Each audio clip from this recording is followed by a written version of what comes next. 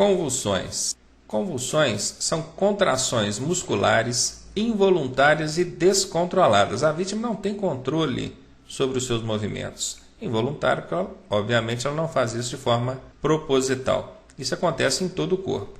Quais são os sintomas? O que a vítima apresenta quando ela está sofrendo uma crise convulsiva? Ela vai ficar com os lábios azulados ou arroxeados, lábios azulados ou arroxeados.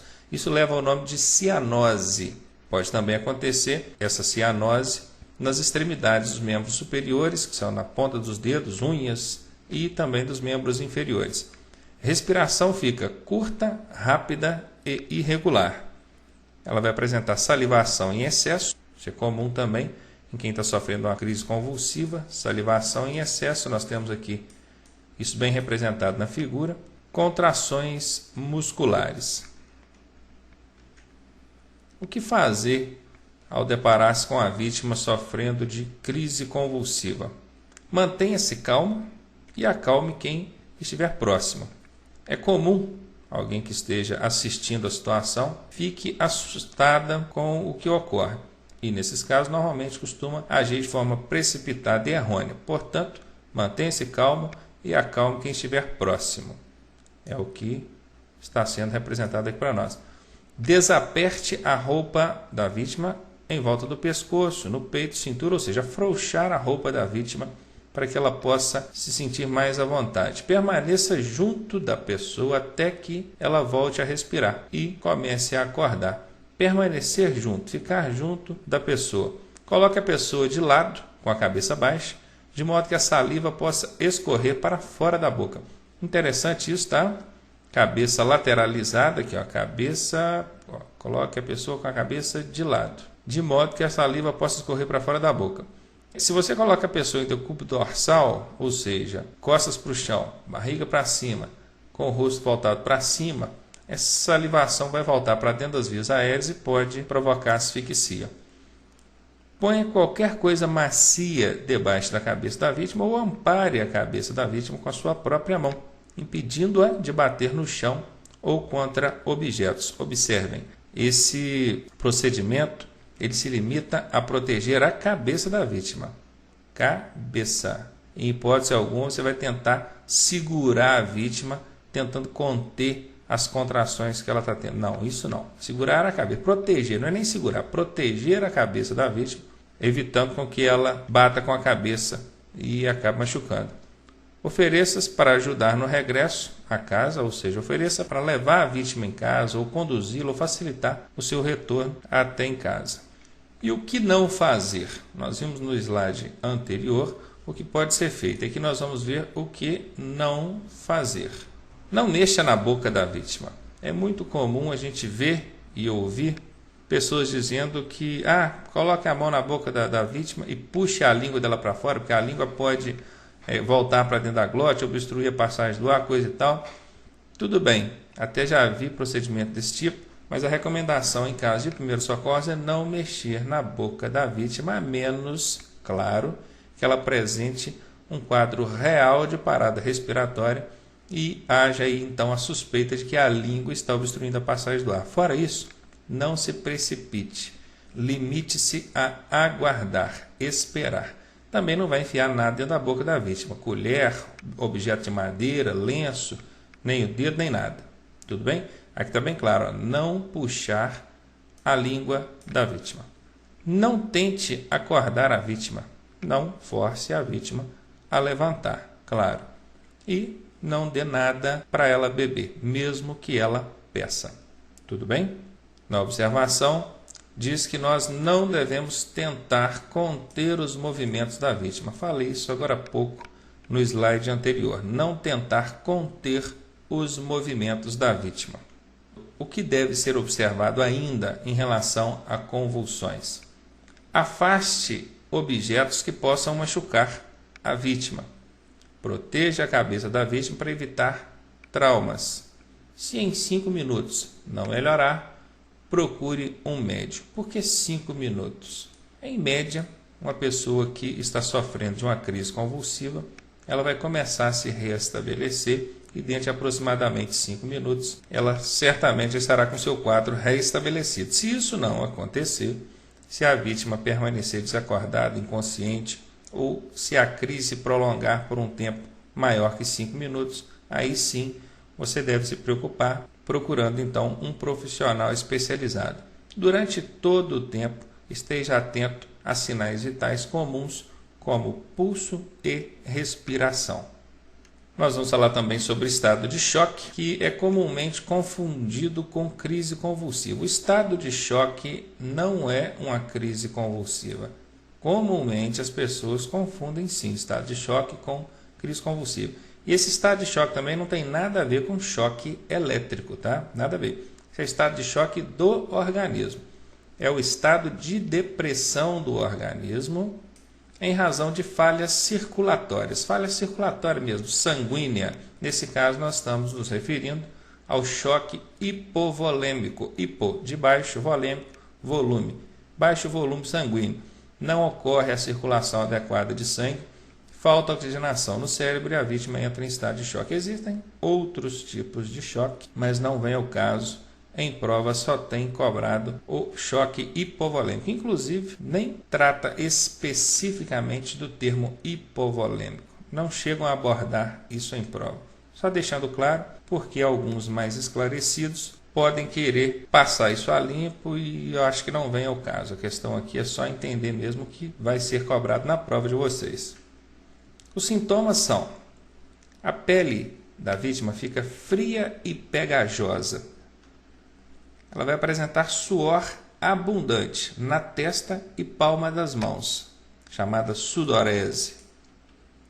A pulsação fica acelerada. O pulso, o ritmo de pulsação da vítima fica acelerado. Prestem muita atenção nisso aqui. Acelerado. Pulso rápido, acelerado. Porém, fraco. Como assim? Acelerado e fraco. Acelerado porque fica rápido. Se o ritmo normal é 80, 90, ele vai estar batendo aí a 140, 150 ou mais. Rápido, acelerado. E fraco porque ele fica quase imperceptível. Na hora que você faz o toque para tentar perceber, quase não consegue perceber. Então, não confundam fraco com lento. Tá? Acelerado aumentou o ritmo, é mais rápido. E fraco porque ficou fraquinho. Você quase não percebe a pressão sanguínea ali na artéria. Os lábios e as unhas ficam arroxeadas. Como é que chama isso? Cianose. Falei agora há pouco que quando a vítima está sofrendo de uma crise convulsiva, ela também apresenta esse tipo de sintoma. Lábios e unhas ficam arroxeadas ou azuladas, chamado de cianose. Ela vai apresentar palidez. Por que a palidez? Se ela tem uma queda de circulação sanguínea, vejam, perdeu circulação sanguínea, teve uma queda, obviamente ela vai apresentar-se pálida, ou ela vai apresentar palidez. Você vai perceber também expressão de ansiedade. A vítima vai ficar ansiosa, assustada, agitada. Ela vai apresentar calafrios e tremores. A respiração também vai ficar irregular. No estado de choque, quais são os procedimentos? Primeiro, identifique a causa que levou a vítima a entrar em estado de choque. E, obviamente, tente controlar essa causa. Afrouxe as roupas da vítima e mantenha a vítima ventilada. Assim como mostrado aqui no desenho, já afrouxou aqui a roupa em volta do pescoço, também na cintura. Procurar deixar a vítima bem à vontade e ventilar. Tem que ventilar, dar corrente de ar para que a vítima se recupere quanto antes. Coloque-a deitada com os pés elevados cerca de 30 centímetros. Observem, isso é um procedimento muito comum e também muito cobrado em prova. Frequentemente tem caído questões relacionadas a isso aqui. Coloque-a deitada com os pés elevados. Pés elevados cerca de 30 centímetros. É o que aconteceu aqui na imagem. Colocaram aqui 2 travesseiros com a vítima com as pernas, os pés apoiados sobre esses travesseiros, o que elevou então cerca de 30 centímetros, conforme mostrado aqui. E a cabeça deve estar mais baixa que o corpo. Por que esse procedimento? Simples. Se o problema que levou a vítima a entrar em estado de choque é uma falha circulatória, circulação sanguínea não oxigenou adequadamente o cérebro, essa vítima, quanto mais com a cabeça abaixada ela ficar, mais facilmente o sangue vai circular em seu cérebro, melhor oxigenação vai receber, mais rápido ela vai se reestabelecer. Agora você pega essa vítima, coloca sentada ou tenta colocá-la em pé, obviamente você vai estar trabalhando contra a lei da gravidade. O sangue não vai ter tanta facilidade de chegar no cérebro, a oxigenação vai faltar e a crise vai permanecer por um período maior. Portanto, entenderam, né? Vítima deitada, cabeça mais baixa que o resto do corpo, pernas sobrelevadas cerca de 30 centímetros. Claro, monitore os sinais vitais, pulso e respiração. Esteja atento a esses sinais. Se porventura a vítima apresentar um agravamento do quadro, tendo aí uma parada cardíaca ou respiratória, você já está pronto a agir, tentando então restabelecer esses sinais vitais. Falaremos agora sobre objetos encravados no corpo. Objetos encravados, que na prova também pode cair como objetos empalados, ou até mesmo, numa situação diferente, como objetos transfixados ao corpo da vítima. O que fazer nesse caso? Não remova o objeto. Apenas faça um curativo sobre o ferimento e encaminhe para o socorro especializado. O fato do socorrista querer remover esse objeto encravado ou transfixado ao corpo da vítima, muitas das vezes pode resultar em uma hemorragia. Hemorragia, coisa que nós já falamos anteriormente, que é a perda de sangue em razão do rompimento de uma artéria, veia ou vaso sanguíneo. O que acontece é que o mesmo objeto que está ali encravado, empalado, está servindo também para o estancamento da hemorragia, pois ele interrompe a passagem do sangue. No momento que você retirou esse objeto, você pode provocar uma hemorragia e isso certamente vai agravar o quadro que a vítima se encontra. Se o objeto estiver nos olhos, mesmo que seja em apenas um dos olhos, cubra os dois olhos da vítima. Por que essa regra? Imagine, às vezes, no impacto o veículo estilhaçou o para-brisa. Um caco do vidro do para-brisa caiu no olho da vítima. Consideramos então que apenas um dos olhos da vítima foi atingido. Aí o que acontece? Você não vai remover o objeto, claro, porque isso aí já foi a nossa primeira regrinha aqui, né? Não remover o objeto, e vai cobrir o olho que foi atingido. Só que se a vítima estiver com o outro olho aberto, no que ela tentar direcionar a visão dela para um ponto ou para o outro, os dois olhos se movimentam simultaneamente. E com isso ela vai estar movimentando o olho que foi atingido pelo estilhaço de vidro. Então, só para reforçar, assim como representado aqui na figura ao lado, cobrir os dois olhos da vítima, mesmo que apenas um deles tenha sido atingido. Em caso de contato com fios elétricos, o que devemos fazer? Primeiro, isole a área, isole o local. Não retire as pessoas de dentro do veículo. Por que não retirar as vítimas ou as pessoas de dentro do veículo? Imaginem, um cabo de energia elétrica sobre o veículo, ele está projetando ali energia. Só que o veículo ele está isolado dessa energia pelo fato de ele estar sobre 4 pneus de borracha. No instante que uma vítima aqui dentro colocar o pé no chão, ele pode ser eletrocutado. Portanto, apesar de muitas pessoas desconfiarem dessa técnica, a recomendação é válida. E o que você vai fazer? Manter as vítimas dentro do veículo. Não retirar, vamos destacar aqui, não retirar as vítimas de dentro do veículo. Outra coisa é não tentar remover o cabo de eletricidade, a menos que isso seja necessário. Imagine, a vítima já está sendo eletrocutada. Então, de alguma forma, você tem que agir. Aí você teria que remover o cabo de eletricidade, assim como mostrado em videoaulas anteriores, caso do choque elétrico, tomando os cuidados já apresentados nessa aula anterior. Não vou repetir aqui. Se porventura alguém não viu, por favor, voltar algumas aulas, vai pegar lá a parte que nós falamos sobre vítima sendo eletrocutada. Mas, de um modo geral, a regra geral diz: não tente remover o cabo de eletricidade. Não tente remover o cabo de eletricidade. Motociclistas. Isso é bastante encontrado no trânsito. É uma coisa que a gente vê praticamente todo dia. Já teve dia de eu sair de casa num único dia eu encontrar 2 circunstâncias de acidente envolvendo motociclista. Então é bem comum, a gente deve ficar bem por dentro para não fazer coisa errada. Primeiro, mantenha a vítima em repouso. A vítima do acidente de motocicleta, a posição mais confortável para ela é deitada ou a posição que ela achar melhor. Não é você quem vai determinar se ela vai ficar sentada ou em pé. O ideal é que ela fique deitada ou na posição que ela própria entender confortável. Abra a viseira e a jugular do capacete. Jugular, eu sei que poucos conhecem por este nome, é aquela cordinha que prende o capacete à cabeça do condutor, ou pode ser chamada também de presilha, aquela correia que passa aqui por baixo do queixo. Inclusive deve estar bem afixada, não pode ter uma folga muito grande quando o condutor for ajustar o capacete, para na hora do acidente não acontecer do capacete se soltar da cabeça. Então você, socorrista, abra a viseira do capacete e solte a jugular. Se for o caso até de cortar a jugular, caso ela seja presa ou de difícil manuseio, pode cortar a jugular.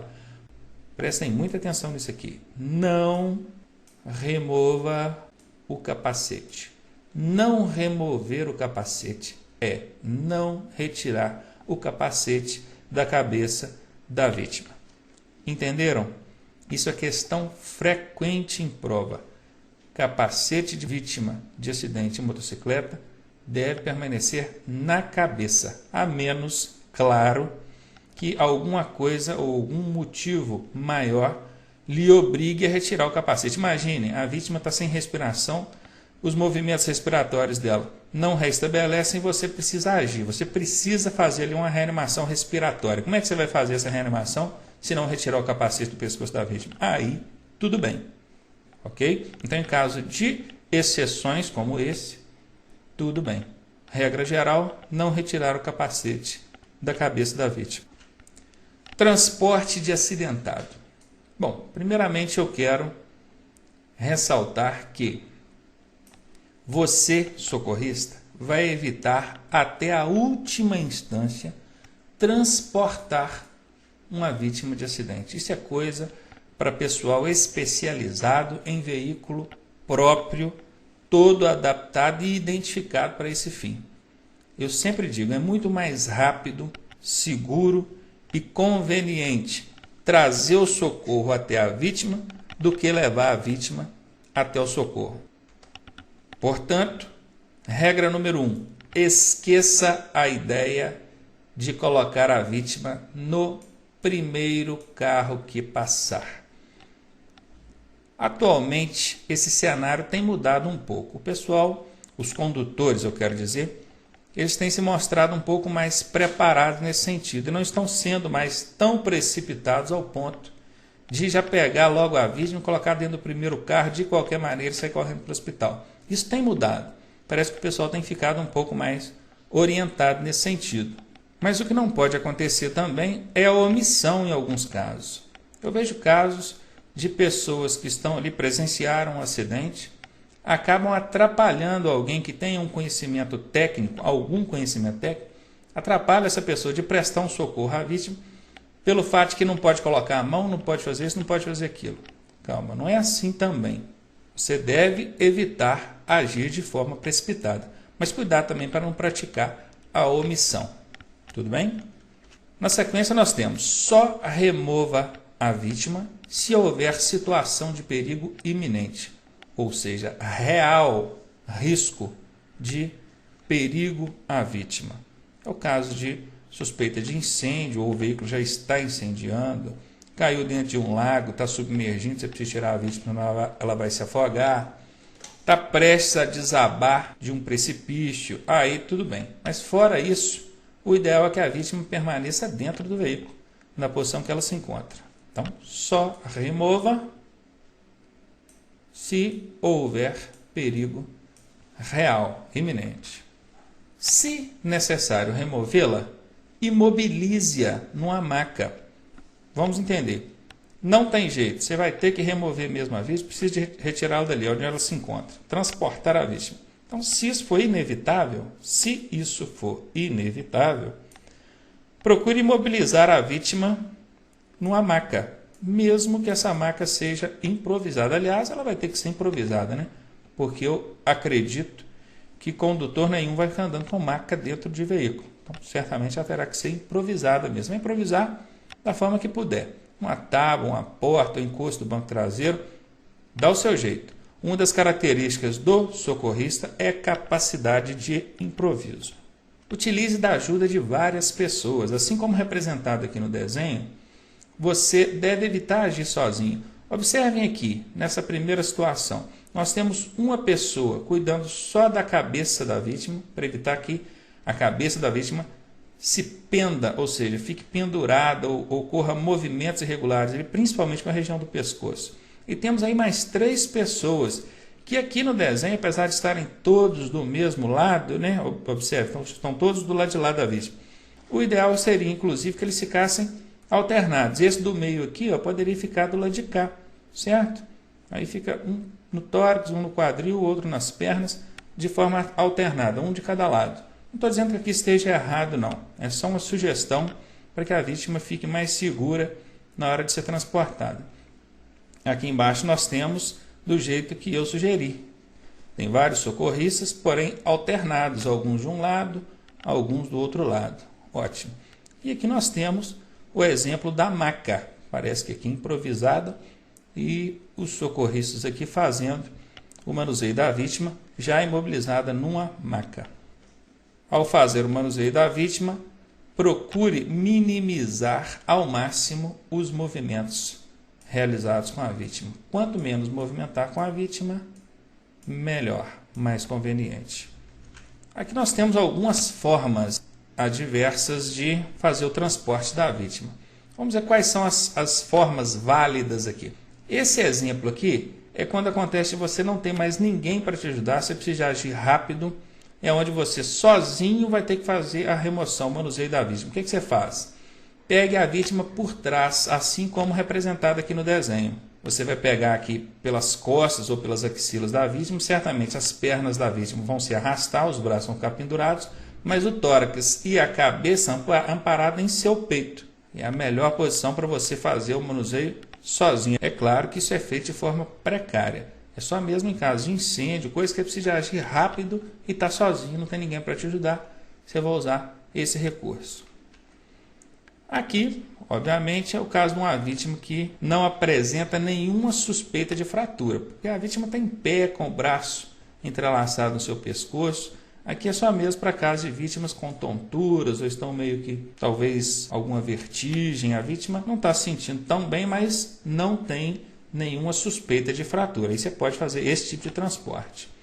Aqui nós temos o transporte do tipo cadeirinha, serviria para o caso de uma vítima que torceu um tornozelo, fraturou um pé, uma canela, não pode andar, porém não apresenta nenhuma lesão dos quadris para cima.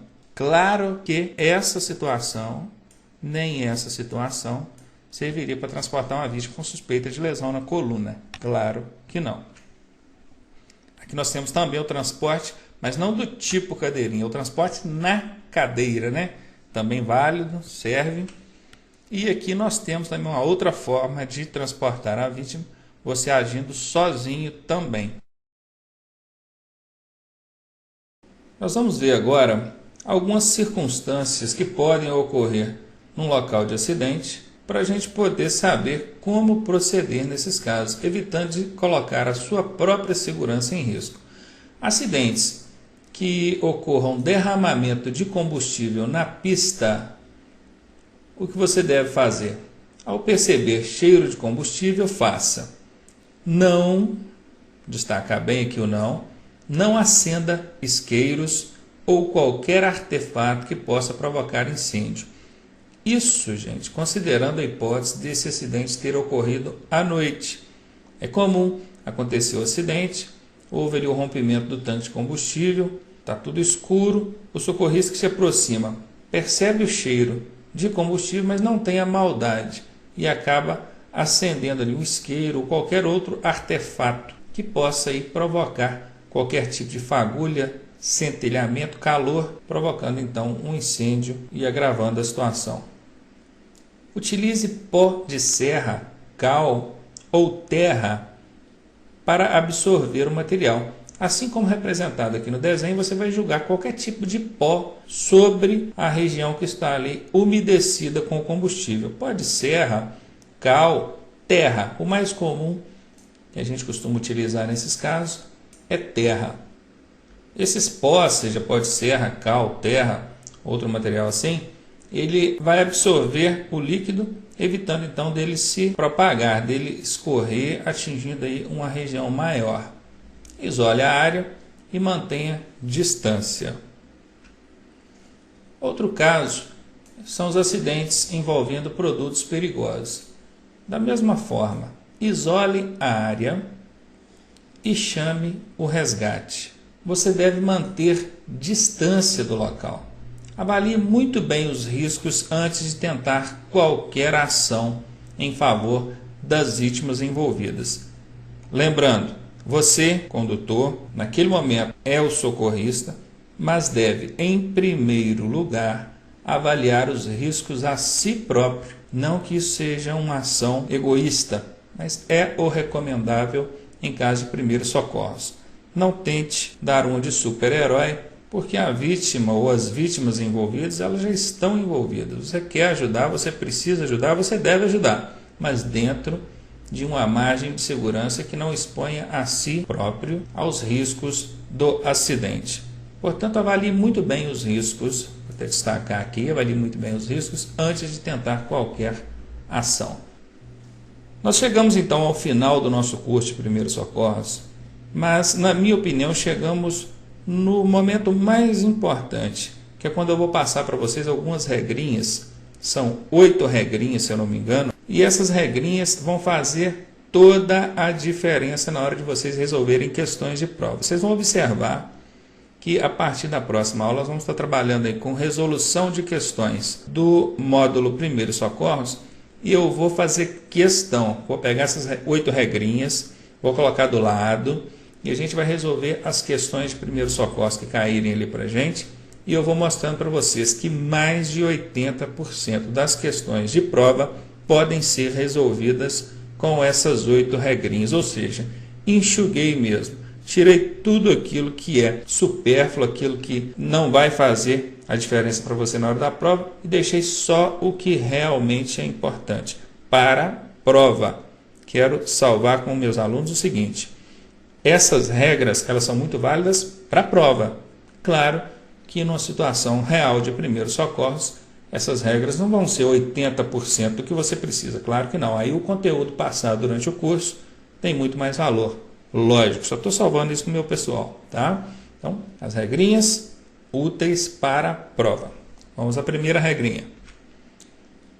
Em caso de reanimação boca a boca, não puxe o ar. Apenas sopre. Não puxe o ar, apenas sopre. Não existe puxar ar em respirações boca a boca ou reanimação boca a boca. Tudo bem? A segunda regra diz: não ofereça ou aplique medicamentos à vítima. Certamente nós já falamos sobre isso durante as aulas, mas estou reforçando aqui e frisando dentro das 8 regrinhas sagradas aí para gente. Não dar líquido para a vítima beber, mesmo que ela peça. Proteja-se, evite contato com sangue ou secreções, ou até mesmo riscos conforme os apresentados agora há pouco para vocês, ainda nesta aula. Não utilize as técnicas de garroteamento ou torniquete. Nas aulas anteriores, vocês já tiveram a oportunidade de ver o que é o garroteamento, o que é o torniquete, portanto, não utilize essas técnicas. Não mexa num membro fraturado. Limite-se a imobilizá-lo. Evite remover a vítima. Se for inevitável, faça isso movimentando o mínimo possível com a vítima. Prestem atenção que existe uma diferença entre remover e movimentar. É possível fazer a remoção de uma vítima praticamente sem movimentar com ela. Remover é retirar a vítima de onde está, levando para outro local, enquanto movimentar é permitir que a vítima ou os socorristas envolvidos façam movimentos com a vítima, braços, pernas, cabeça e pescoço. Portanto, devemos ficar atentos a essa diferença. Remover é retirar a vítima de onde ela está. Movimentar é realizar movimentos com ela. Remova a vítima. Não é recomendável, mas se for inevitável, faça isso movimentando o mínimo possível. Não retirar ou movimentar os veículos envolvidos no acidente, sob a hipótese de prejudicar o trabalho da perícia. Tudo bem? Então, frisadas aí essas 8 regras, sugestão que eu estou dando para vocês. Decorando essas 8 regras, vou falar de novo, decorando essas 8 regras, você já tem 80% das questões de primeiros socorros garantidas. Palavra minha. Decore essas 8 regras. Sigam ao pé da letra ou do que está escrito aqui e o sucesso certamente virá nessas questões aí.